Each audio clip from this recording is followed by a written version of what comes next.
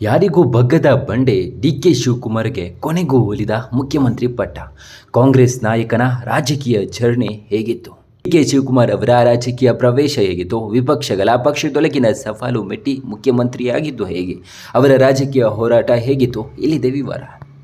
ಕೆಲವು ತಿಂಗಳಿಂದ ರಾಜ್ಯ ಕಾಂಗ್ರೆಸ್ನಲ್ಲಿ ನಡೆಯುತ್ತಿದ್ದ ನಾಯಕತ್ವ ಬಿಕ್ಕಟ್ಟಿಗೆ ತಾರ್ಕಿಕ ಅಂತ್ಯ ಸಿಕ್ಕಿದ್ದು ಮುಖ್ಯಮಂತ್ರಿಯಾಗಿ ಡಿಕೆ ಶಿವಕುಮಾರ್ ಅವರು ಆಯ್ಕೆಯಾಗಿದ್ದಾರೆ. ಇತ್ತೀಚೆಗಷ್ಟೇ ಸರ್ಕಾರದ 3ನೇ ವಾರ್ಷಿಕೋತ್ಸವ ಆಚರಿಸಿದ ಸಿದ್ದರಾಮಯ್ಯ ಮುಖ್ಯಮಂತ್ರಿ ಹುದ್ದೆ ಬಿಟ್ಟುಕೊಟ್ಟಿದ್ದಾರೆ. ಆ ಮೂಲಕ ಡಿಕೆಶಿ ಮತ್ತು ಅವರ ಬೆಂಬಲಿಗರ ಹಲವು ವರ್ಷಗಳ ಕನಸು ನನಸಾದಂತಾಗಿದೆ. ರಾಜಕೀಯದಲ್ಲಿ ಟ್ರಬಲ್ ಶೂಟರ್ ಎಂದೇ ಕರೆಯಲ್ಪಡುವ ಡಿಕೆಶಿ ಕೆಪಿಸಿಸಿ ಅಧ್ಯಕ್ಷರಾಗಿ ರಾಜ್ಯದಲ್ಲಿ ಕಾಂಗ್ರೆಸ್ ಸರ್ಕಾರ ಅಸ್ತಿತ್ವಕ್ಕೆ ಬರಲು ಮಹತ್ವದ ಕೊಡುಗೆ ನೀಡಿದ್ದರು. ಈ ಹಿನ್ನೆಲೆಯಲ್ಲಿ ಅವರಿಗೆ ಸಿಎಂ ಪಟ್ಟ ದೊರೆಯಲೇಬೇಕು ಎಂಬ ಆಗ್ರಹ ಕೆಲವು ವರ್ಷಗಳಿಂದ ಕೇಳಿ ಬರುತ್ತಲೇ ಇತ್ತು. ಸದ್ಯ ಈ ಬೇಡಿಕೆಗೆ ಕೊನೆಗೂ ಕಾಂಗ್ರೆಸ್ ಹೈಕಮಾಂಡ್ ಮಣಿದಿದ್ದು ಮುಖ್ಯಮಂತ್ರಿ ಹುದ್ದೆ ನೀಡಿದೆ. 64 ವರ್ಷದ ಡಿಕೆ ಶಿವಕುಮಾರ್ ಕಾಲೇಜ್ ದಿನಗಳಲ್ಲಿ ರಾಜಕೀಯಕ್ಕೆ ಪ್ರವೇಶ ಮಾಡಿದವರು.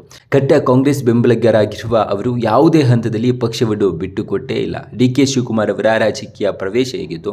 ವಿಪಕ್ಷಗಳ ಪಕ್ಷದೊಳಗಿನ ಸವಾಲು ಮೆಟ್ಟಿ ಮುಖ್ಯಮಂತ್ರಿಯಾಗಿದ್ದು ಹೇಗೆ? ಅವರ ಮುಂದಿರುವ ಸವಾಲುಗಳೇನು? ಮುಂತಾದ ಪ್ರಶ್ನೆಗಳಿಗೆ ಇಲ್ಲಿದೆ ಉತ್ತರ. ಕನಕಪುರದಲ್ಲಿ ಜನನ. ರಾಮನಗರ ಜಿಲ್ಲೆಯ ಕನಕಪುರ ತಾಲೂಕಿನ ದೊಡ್ಡ ಹಾಳದಹಳ್ಳಿಯ ಜಮೀನ್ದಾರರ ಕುಟುಂಬದಲ್ಲಿ ಜನಿಸಿದ ಡಿಕೆಶಿ ಅವರ ಪೂರ್ಣ ಹೆಸರು ದೊಡ್ಡಲಹಳ್ಳಿ ಕೆಂಪೇಗೌಡ ಶಿವಕುಮಾರ್.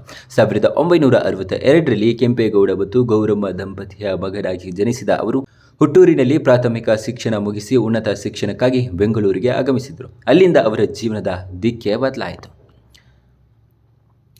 ವಿದ್ಯಾರ್ಥಿಯಾಗಿದ್ದಾಗಲೇ ರಾಜಕೀಯ ಪ್ರವೇಶ.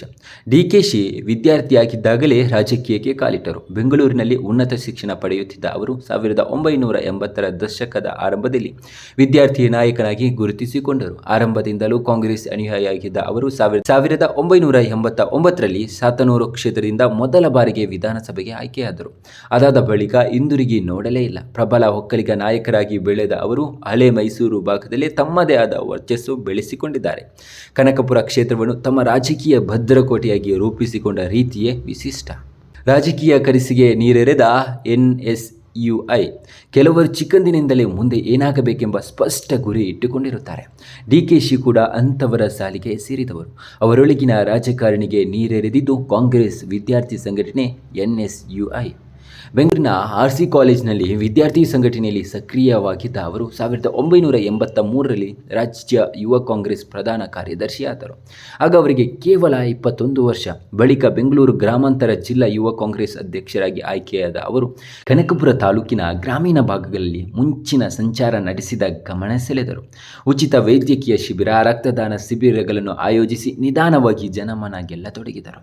ಹೀಗೆ ಯುವ ಕಾಂಗ್ರೆಸ್ನಲ್ಲಿ ತಮ್ಮ ಪ್ರಭಾವ ಬೀರಿದ ಡಿಕೆಶಿ ಸಹಜವಾಗಿಯೇ ದೊಡ್ಡ ದೊಡ್ಡ ನಾಯಕರ ಕಣ್ಣಿಗೆ ಬಿದ್ದರು.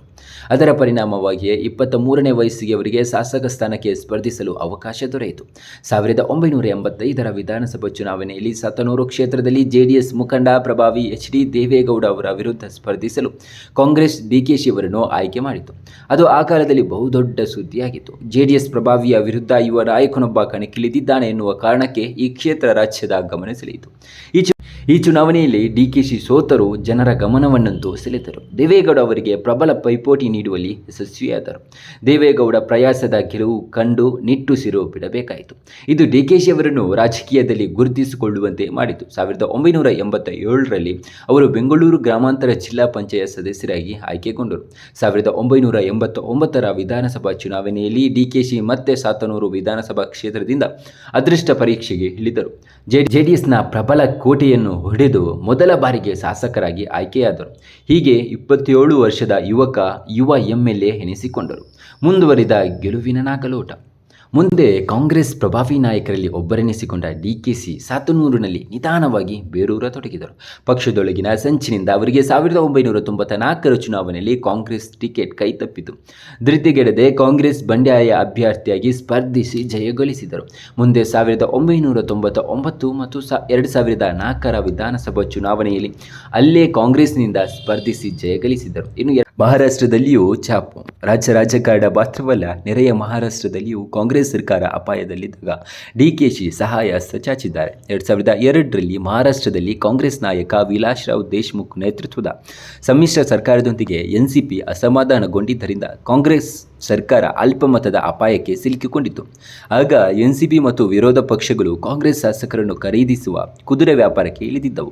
ತಕ್ಷಣ ಕಾಂಗ್ರೆಸ್ ಹೈಕಮಾಂಡ್ನ ಆದೇಶದಂತೆ ಕಾರ್ಯಪ್ರವೃತ್ತರಾದ ಡಿಕೆ ಶಿವಕುಮಾರ್ ಮಹಾರಾಷ್ಟ್ರ ಕಾಂಗ್ರೆಸ್ ಶಾಸಕರನ್ನು ಮುಂಬೈಯಿಂದ ಬೆಂಗಳೂರಿಗೆ ಕರೆದುಕೊಂಡು ಬಂದು ಸುಮಾರು 10-12 ದಿನಗಳ ಕಾಲ ರೆಸಾರ್ಟ್ ಒಂದರಲ್ಲಿ ಇರಿಸಿಕೊಂಡು ರಕ್ಷಣೆ ನೀಡಿದರು. ಡಿಕೆಶಿಯವರ ರಾಜಕೀಯ ತದ್ರದಿಂದ ವಿಲಾಸರಾವ್ ದೇಶ್ಮುಖ್ ಸರ್ಕಾರ ಯಾವುದೇ ಅಪಾಯವಿಲ್ಲದೆ ವಿಶ್ವಾಸದ ಮತ ಗೆದ್ದುಕೊಂಡಿತು. ಎಸ್.ಎಂ. ಕೃಷ್ಣ ಜೊತೆ ಜುಗಲ್ಬಂದಿ. ಡಿಕೆಶಿ ಅವರಿಗೆ ಕಾಂಗ್ರೆಸ್ಸಿನ ಅಂದಿನ ಪ್ರಭಾವಿ ಮುಖಂಡರಾಗಿದ್ದ ಎಸ್.ಎಂ. ಕೃಷ್ಣ ರಾಜಕೀಯ ಗುರು. 1999ರಲ್ಲಿ ಎಸ್.ಎಂ. ಕೃಷ್ಣ ಕಾಂಗ್ರೆಸ್ ಅಧ್ಯಕ್ಷರಾಗಿ ಆಯ್ಕೆಗೊಂಡಾಗ ಡಿಕೆ ಶಿವಕುಮಾರ್ ಅವರ ಬೆನ್ನೆಲುಬಾಗಿ ನಿಂತು ವಿಧಾನಸಭಾ ಚುನಾವಣೆಯಲ್ಲಿ ಕಾಂಗ್ರೆಸ್ ಸರ್ಕಾರ ರಚಿಸುವಲ್ಲಿ ಮಹತ್ವದ ಪಾತ್ರ ವಹಿಸಿದರು. 2013ರ ರಾಜಕೀಯ ಚಿತ್ರಣ. 2013ರಲ್ಲಿ ಕಾಂಗ್ರೆಸ್ ಅಧಿಕಾರಕ್ಕೆ ಮರಳಿ ಸಿದ್ದರಾಮಯ್ಯ ಮುಖ್ಯಮಂತ್ರಿಗಳಾಗಿ ಆಯ್ಕೆಗೊಂಡಾಗ ಡಿಕೆ ಶಿವಕುಮಾರ್ ಅವರಿಗೆ ಸಚಿವ ಸ್ಥಾನ ಕೈತಪ್ಪಿತು. ಅದಾಗಿ 7 ತಿಂಗಳ ನಂತರ ಡಿಕೆ ಶಿವಕುಮಾರ್ ಅವರಿಗೆ ಸಚಿವ ಸ್ಥಾನ ಸಿಕ್ಕಿತು. ಇಂಧನ ಖಾತೆಯಂತಹ ಪ್ರಮುಖ ಖಾತೆಯನ್ನು ಅವರಿಗೆ ನೀಡಲಾಯಿತು. ಇಂಧನ ಸಚಿವರಾಗಿ ಡಿಕೆ ಶಿವಕುಮಾರ್ ಅವರು ಜಡ್ಡುಗಟ್ಟಿದ ಇಂಧನ ಇಲಾಖೆಯನ್ನು ಆಮೂಲಾಗ್ರ ಸುಧಾರಣೆ ಮಾಡಿದರು. ಹಲವು ವಿದ್ಯುತ್ ಖರೀದಿ ಒಪ್ಪಂದಗಳನ್ನು ರದ್ದುಗೊಳಿಸಿದರು. ಅಷ್ಟೇ ಅಲ್ಲ, ಹಿಂದಿನ ಸರ್ಕಾರದ ಕಾಲಾವಧಿಯಲ್ಲಿ ಮಾಡಲಾದ ವಿದ್ಯುತ್ ಖರೀದಿಯಲ್ಲಿ ಅಕ್ರಮ ಕುರಿತ ಸದನ ಸಮಿತಿ ರಚನೆಗೆ ಕಾರಣರಾದರು. 2018ರಲ್ಲಿ ಅಸ್ತಿತ್ವಕ್ಕೆ ಬಂದ ಕಾಂಗ್ರೆಸ್ ಮತ್ತು ಜೆಡಿಎಸ್ ಮೈತ್ರಿ ಸರ್ಕಾರದಲ್ಲಿ ಮೊದಲಿಗೆ ಜಲಸಂಪನ್ಮೂಲ, ನಂತರ ಹೆಚ್ಚುವರಿಯಾಗಿ ಕನ್ನಡ ಮತ್ತು ಸಂಸ್ಕೃತಿ ಖಾತೆಯನ್ನು ಪಡೆದ ಡಿಕೆ ಶಿವಕುಮಾರ್ ಅನೇಕ ಕಾರ್ಯಕ್ರಮಗಳನ್ನು ಅನುಷ್ಠಾನಕ್ಕೆ ತಂದರು. ಮಹದಾಯಿ ಸಮಸ್ಯೆ ಪರಿಹಾರ, ಎತ್ತಿನಹೊಳೆ, ಮೇಕೆದಾಟು ಯೋಜನೆಗಳ ಪ್ರಗತಿಗೆ ತಮ್ಮದೇ ಆದ ಕೊಡುಗೆ ನೀಡಿದರು. ಕೆಪಿಸಿಸಿ ಅಧ್ಯಕ್ಷ. 2020ರ ಮಾರ್ಚ್ 11ರಂದು ಡಿಕೆ ಶಿವಕುಮಾರ್ ಕೆಪಿಸಿಸಿ ಅಧ್ಯಕ್ಷರಾಗಿ ಆಯ್ಕೆಯಾದರು.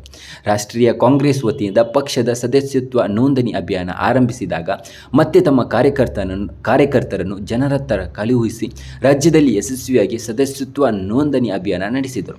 ಕಾವೇರಿ ಜಲಾನಯನ ಪ್ರದೇಶದಲ್ಲಿ ಕುಡಿಯುವ ನೀರಿನ ಸಮಸ್ಯೆ, ವಿದ್ಯುತ್ ಉತ್ಪಾದನೆ ಸೇರಿ ಹಲವು ಪ್ರಯೋಜನಗಳನ್ನು ಹೊಂದಿರುವ ಮೇಕೆದಾಟು ಯೋಜನೆಗೆ ಸರ್ಕಾರ ನಿರ್ಲಕ್ಷ್ಯ ವಹಿಸಿದಾಗ ಈ ಯೋಜನೆ ಆಗ್ರಹಿಸಿ 160 ಕಿಲೋಮೀಟರ್ ಪಾದಯಾತ್ರೆ ಮಾಡಿದರು. ಕೆಪಿಸಿಸಿ ಅಧ್ಯಕ್ಷರಾಗಿ ಕೇಂದ್ರ ಸರ್ಕಾರದ ಕೃಷಿ ಕರಾಳ ಕಾಯ್ದೆ ವಿರುದ್ಧ ಬೀದಿಗಿಳಿದು ಹೋರಾಟ ನಡೆಸಿದರು. ಭ್ರಷ್ಟಾಚಾರ, 40% ಕಮಿಷನ್ ಪೇ, ಸಿಎಂ ನೇಮಕಾತಿ ಅಕ್ರಮ ವಿರುದ್ಧ ಬೀದಿಗಿಳಿದು ಹೋರಾಡಿದರು. ಪ್ರಜಾಧ್ವನಿ ಯಾತ್ರೆ ಮೂಲಕ ರಾಜ್ಯದ ಮೂಲೆ ಮೂಲೆ ಪ್ರವಾಸ ಮಾಡಿ ಎಲ್ಲ ವರ್ಗಗಳ ಜನರ ಸಂಕಷ್ಟ ಆಲಿಸಿದರು. ನಾನಾಯಕಿ ಕಾರ್ಯಕ್ರಮದ ಮೂಲಕ ಮಹಿಳೆಯರಿಗೆ ಉತ್ತೇಜನ ನೀಡಿ ಮಹಿಳೆಯರನ್ನು ಕಾಂಗ್ರೆಸ್ ಕಡೆ ಸೆಳೆಯುವಲ್ಲಿ ಯಶಸ್ವಿಯಾದರು. ಡಿಕೆ ಶಿವಕುಮಾರ್ ಅವರ ಅಧ್ಯಕ್ಷತೆಯಲ್ಲಿ ಕಾಂಗ್ರೆಸ್ 2023ರ ವಿಧಾನಸಭಾ ಚುನಾವಣೆಯಲ್ಲಿ 136 ಕ್ಷೇತ್ರಗಳಲ್ಲಿ ಗೆದ್ದು ಸರ್ಕಾರ ರಚಿಸಿದೆ. ಈ ಸರ್ಕಾರದಲ್ಲಿ ಉಪಮುಖ್ಯಮಂತ್ರಿಯಾಗಿ, ಜಲಸಂಪನ್ಮೂಲ ಇಲಾಖೆ ಹಾಗೂ ಬೆಂಗಳೂರು ನಗರಾಭಿವೃದ್ಧಿ ಸಚಿವರಾಗಿ ಅಧಿಕಾರ ವಹಿಸಿ ಗಮನ ಸೆಳೆದರು. ಇನ್ನು ಜೈಲು ವಾಸ ಮನಿ ಲಾಂಡರಿಂಗ್ ಪ್ರಕರಣದಲ್ಲಿ 2019ರಲ್ಲಿ ಡಿಕೆಶಿ ಅವರನ್ನು ಇಡಿ ಬಂಧಿಸಿತು. ಅಕ್ರಮ ಆಸ್ತಿ ಪತ್ತೆ ಪ್ರಕರಣ ಸಂಬಂಧ ಜಾರಿ ನಿರ್ದೇಶನಾಲಯದ ಅಧಿಕಾರಿಗಳು ವಶಕ್ಕೆ ಪಡೆದಿದ್ದರು. ಕೆಲವು ದಿನಗಳ ಜೈಲುವಾಸದ ಬಳಿಕ ಹೊರಬಂದ ಅವರು ಮತ್ತೆ ಪಕ್ಷ ಸಂಘಟನೆಯಲ್ಲಿ ತೊಡಗಿಸಿಕೊಂಡಿದ್ದರು. ಇದೀಗ ಸಿಎಂ ಪಟ್ಟಕ್ಕೆ ಏರಿದ್ದಾರೆ.